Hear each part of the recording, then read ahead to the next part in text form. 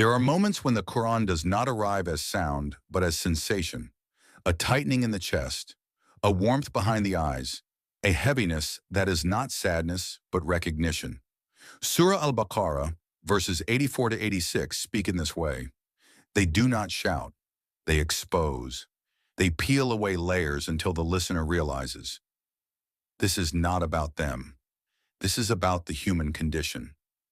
These verses describe a covenant made in clarity, broken in convenience, and paid for in the currency of the soul. Verse 84. And remember when we took your covenant, do not shed your own blood, and do not expel one another from your homes. Then you acknowledged it while bearing witness.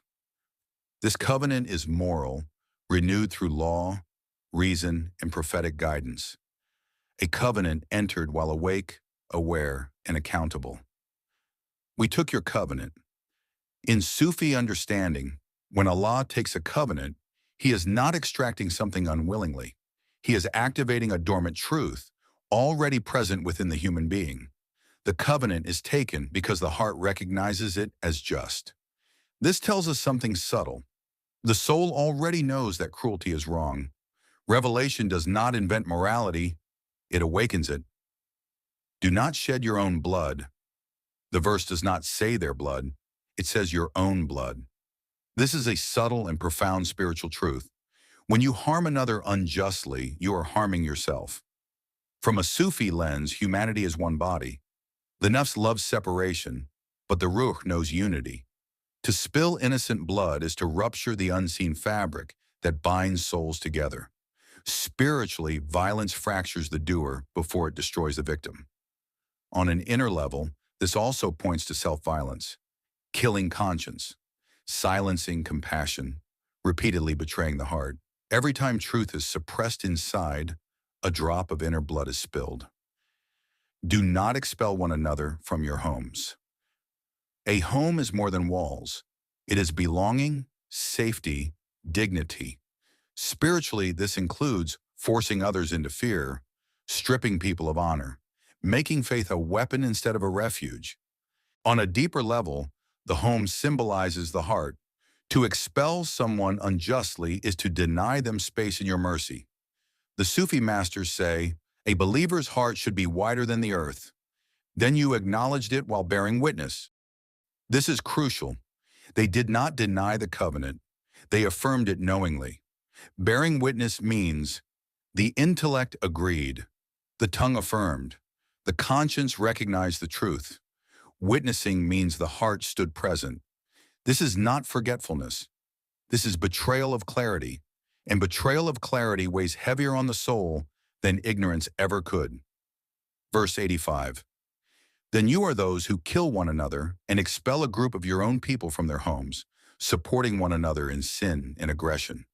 And if they come to you as captives, you ransom them, while their expulsion was forbidden to you. So do you believe in part of the book and disbelieve in part? Then what is the recompense for those who do so except disgrace in worldly life? And on the day of resurrection, they will be returned to the severest punishment, and Allah is not unaware of what you do. This verse exposes spiritual hypocrisy with surgical precision. Then you are those who kill one another. Notice the shock. Then you are those, as if Allah is saying, how did you become this? Sufis describe this as the fall from harmony to ego. When the nafs becomes ruler, it divides what was meant to be united. Knowledge without transformation becomes a witness against the knower. Killing here is not only physical, it is character assassination, spiritual sabotage, crushing another's dignity. Expel a group of your own people. The pain here is your own people. Spiritually, betrayal hurts most when it comes from those who share the same prayer direction, the same scripture, the same hope. This reflects an inner disease. When identity replaces ethics, cruelty becomes justifiable. Supporting one another in sin and aggression. Sin here is not accidental. It is organized. Aggression is not emotional. It is normalized. This is how darkness becomes respectable.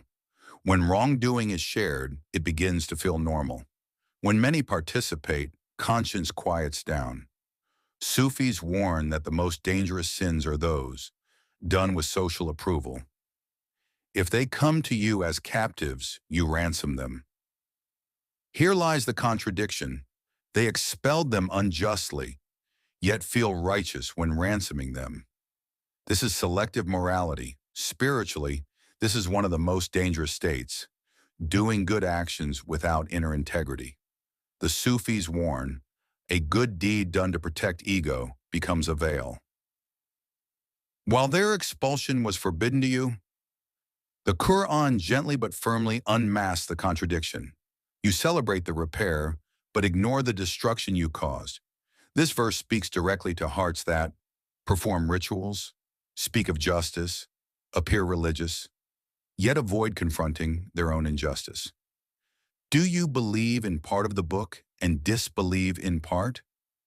This is not about denial, it is about fragmentation. Believing selectively is not belief. It is self-service spirituality. The book, in Sufi understanding, is a living unity. You cannot cut it without cutting yourself.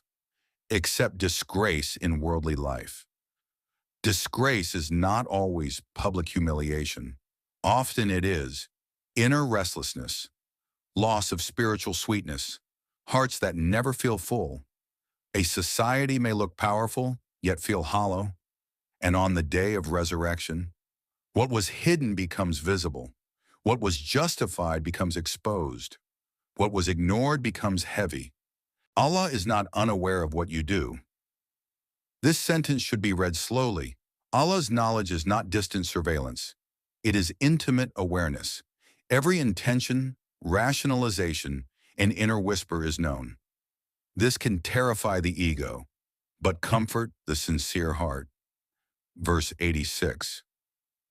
Those are the ones who have purchased the life of this world at the price of the hereafter. So the punishment will not be lightened for them, nor will they be helped. This verse reveals the transaction of the soul. Purchase the life of this world. The world here is not creation. It is attachment. They chose power over principle, belonging over truth, comfort over conscience. In Sufi language, they sold presence for possession. At the price of the hereafter. The hereafter is not only a future realm, it is depth of being. It is the capacity to live with an awake heart. They traded nearness for noise, integrity for influence, eternity for urgency.